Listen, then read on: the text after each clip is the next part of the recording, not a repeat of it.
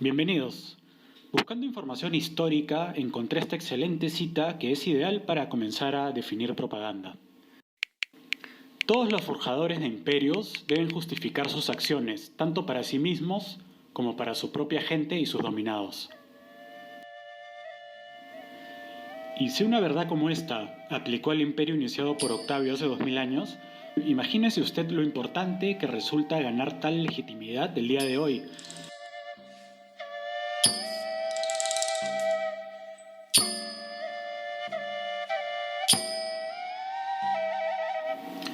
En los tiempos del emperador Augusto, como Octavio se hizo llamar al coronarse, una moneda podía ser un importantísimo artículo de propaganda.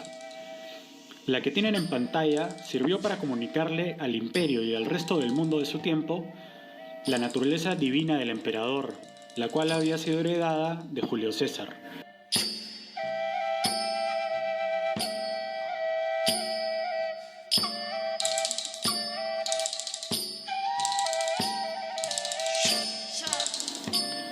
¿Y cuál es la procedencia de la palabra propaganda? Pues en su sentido moderno fue empleada por primera vez por la Iglesia Católica y el Papa Gregorio XV en el año 1622, cuando creó la Congregatio de Propaganda Fide para llevar la religión católica más allá de los límites geográficos de Europa y la América descubierta siglo y medio atrás. Entrando ya en materia, vamos a usar la definición de propaganda de Garth Jowett y Victoria O'Donnell, intelectuales norteamericanos, ya que la suya es una definición muy completa. Y iremos explicando además, con algunos ejemplos, los distintos conceptos que debemos manejar para entender esa definición. Entonces, la propaganda es el intento deliberado y sistemático de formar las percepciones, manipular el entendimiento y dirigir el comportamiento para conseguir una respuesta que fomente los objetivos del propagandista. Al hablar de sistemático, los autores se refieren a preciso y metódico, llevado a cabo con regularidad organizada. Los gobiernos y corporaciones crean agencias y departamentos específicos para hacer propaganda.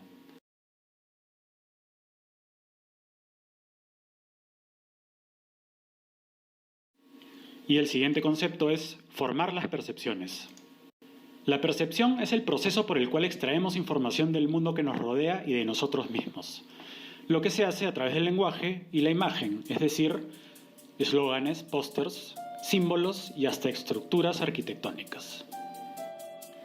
En el año 2003, para simular que Irak recibía al ejército de Estados Unidos con los brazos abiertos, el gobierno norteamericano llevó a cabo este evento propagandístico, poco después de invadir el país en base a engaños y propaganda. Sobre la percepción, los autores también apuntan, el cerebro de alguna persona podría decirle que ha visto un ovni o un ángel en lugar de un avión. Ahora imaginemos a los nativos de una tribu no contactada viendo pasar un helicóptero. ¿Qué pensarán?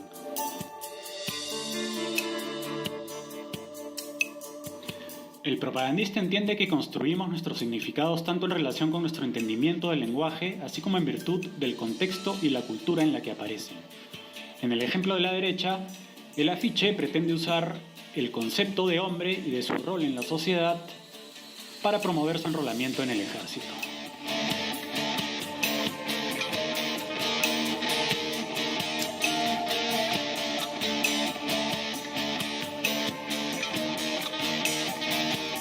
¿Y qué podemos decir sobre manipular el entendimiento? Pues aquí tenemos un ejemplo. En 2008, un ciclón azotó Myanmar, dejando destrucción y muerte a su paso. Cuando Naciones Unidas envió alimento al país para ayudarlo, el gobierno autoritario de turno quitó toda identificación de los donativos, haciéndolos pasar como si vinieran de los generales que entonces gobernaban el país.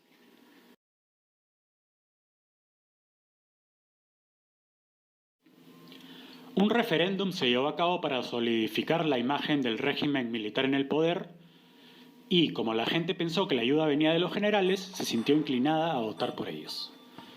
Ese es un buen ejemplo de cómo se manipula el entendimiento de la gente.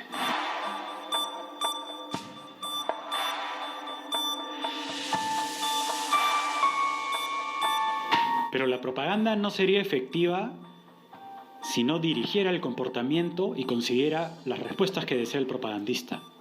El 27 de abril de 2021 cundió el pánico a causa de la India, con titulares escandalosos y exagerados, aterradores en realidad, como el que vemos en pantalla.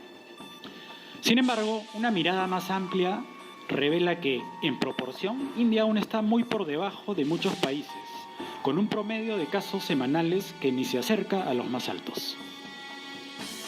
Lo que pretenden este tipo de titulares, cada vez más comunes, es producir obediencia con respecto a las medidas de distanciamiento social.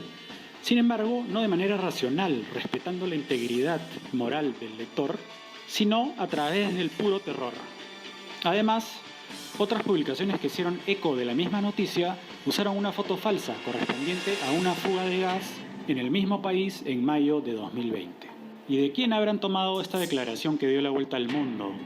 La de que el COVID se está tragando a la gente en la India como un monstruo. ¿Acaso del ministro de Salud? ¿O quizá de un médico? No, simplemente de un funcionario de un crematorio.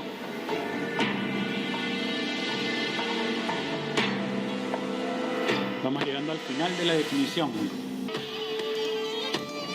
Quien se beneficia de la respuesta de la audiencia es el propagandista y no necesariamente los miembros de la audiencia. Preguntémonos, ¿por qué el poder o ciertos intereses nos preferirían tontos, poco inteligentes, para que sea más fácil de engañarnos con la propaganda, por supuesto?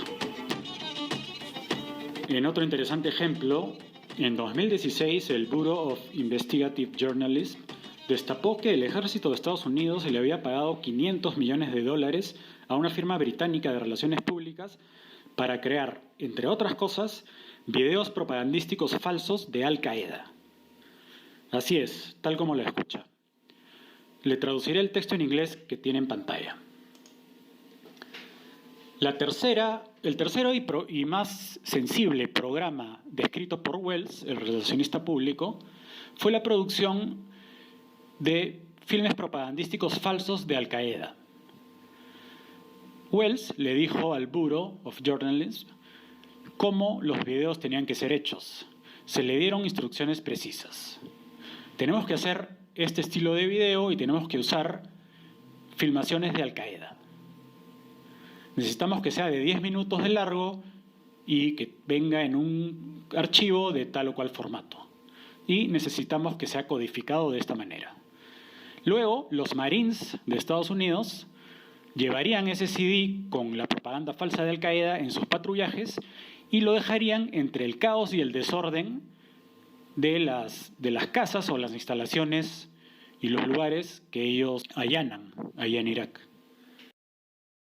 Lo que sucedería a continuación es que algún civil iraquí o algún soldado estadounidense que no conociera este plan recogería ese CD, pensaría que es propaganda verídica de Al Qaeda y probablemente lo llevaría a las autoridades y consiguientemente ese video aparecería en los noticieros y en la televisión, ¿no? Haciendo creer que el peligro y la presencia del grupo terrorista es mucho mayor al verdadero. ¿Para qué sirve esto? Pues muy fácil. Para justificar artículos de opinión como el que tiene a la izquierda, que a su vez justifican decisiones políticas como la que figura en el artículo de la derecha. Como señalamos, este proyecto propagandístico costó $500 millones, nada más y nada menos. Sin embargo, esto es solo una pequeña fracción de lo que un gobierno como el estadounidense gasta cada año en propaganda y guerra psicológica.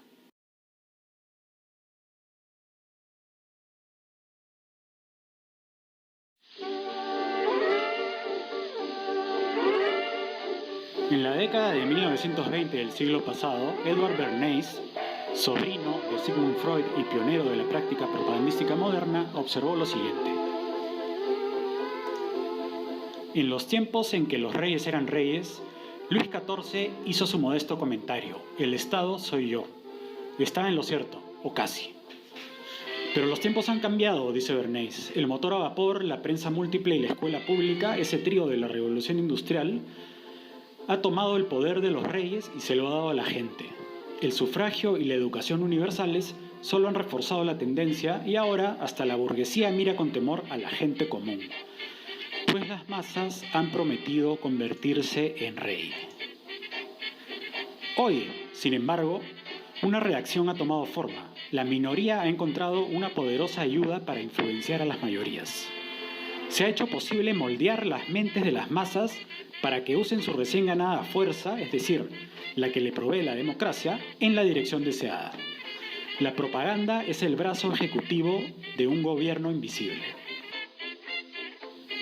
Pero Bernays no estaba criticando la propaganda.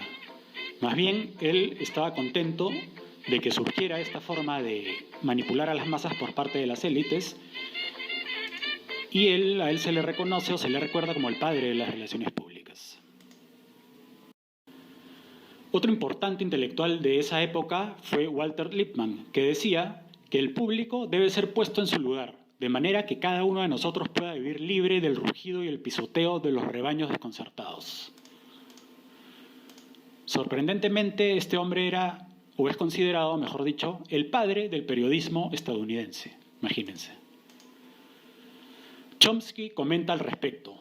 Allá por la década de 1920, Walter Lippmann hizo el llamado a la fabricación del consentimiento. Debía asegurarse de que el poder real estuviera en manos de lo que él llamó la clase especializada, los chicos listos, los que tomarán las decisiones correctas. Había que mantener a la población en general al margen, ya que siempre se equivoca. A veces, continúa Chomsky, algunos integrantes de la clase especializada, los expertos, son lo suficientemente honestos como para decir la verdad. Henry Kissinger definió al experto como aquella persona capaz de articular el consenso propio de las personas en el poder. Si quiere ser un experto, debe servir a los intereses del poder objetivo.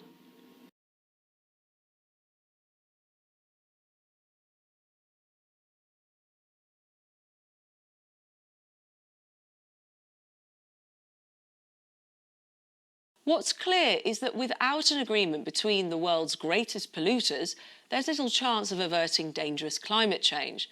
What's less clear is how you engage with China on climate change, but still manage to criticise it meaningfully on its human rights record. Tonight we explore where those lines are and how President Biden will attempt to bridge them. I'm joined now by UN advisor Jeffrey Sachs, who's also the director of the Earth Institute, which looks at how to promote the mitigation of human-induced climate change, and the lawyer and human rights activist Teng Biao, who's exiled from China and is now a professor at Hunter College in New York. Jeffrey, if I can begin with you, the Biden administration has been strongly critical of China's actions on human rights, but engaging on climate change. Do you see that as a strategy that can actually work? I'm not sure why BBC started with listing only China's human rights abuses. What about America's human rights abuses? The Iraq War, together with the UK, completely illegal and under false pretenses. The war in Syria, the war in Libya, the continued sanctions against civilian populations in Venezuela and Iran, walking away from the Paris Climate Agreement for the last 4 years, unilateral trade actions that have been deemed illegal by WTO. So one can make anything one wants, but we have really serious human rights violations by the United States abroad, not to mention an insurrection on January 6th in our own country, not to mention the continued massive racism, white supremacism, and abuse of incarceration of hundreds of thousands of people in the U.S., Black, African-American people of color. So I think that the whole premise of this story is a little bit odd. No, but sorry, I'm looking. We have to look. If I may, we have to look. I found the framing of it not what I expected. I thought we were going to talk about climate change, which we should. But I think that the idea that there is one party that is so guilty, how can we talk to them, is just a strange way to address this issue. Well, hang on. Sorry, Jeffrey. Jeffrey, if I could come, Jeffrey, I'm hoping we can have a conversation. I'm hoping we can have a Sure. conversation. And if I could just Okay. say, I'm using, and what I'm saying back to you here is, we're also using the framing of the Biden administration. We're also talking from the perspective of how Joe Biden himself and those around him have talked about the human rights abuses Well, yeah, I in think China. So of course, just the to U.S. say, always, excuse me for one moment, the U.S. always attacks other countries. It holds itself sacrosanct. It's really outrageous because I know what goes on in American foreign policy, and I know how abusive it is, and I know what it's like to live in a racist society, which I happen to do, where a significant part of this country is racist, followed a racist president who led an insurrection on the Capitol. And so the framing of this issue is strange.